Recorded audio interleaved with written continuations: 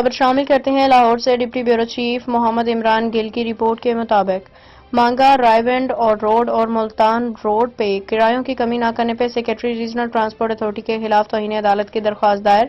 درخواست شیخ محمد لطیف شہید صدر نیشنل پریس کلب مانگا منڈی نے احمد عبداللہ ڈوگر ایڈوکیٹ کی وساطت سے دائر کی ہے۔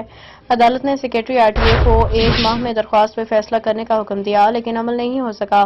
سیکریٹری آر ٹی اے نے درخواست پہ فیصلہ نہ کرنے کی توہین عدالت کی ہے۔ Transport secretary R T A کے جاری کردہ کرایہ نامہ سے زائد کرایہ وصول کر رہے ہیں۔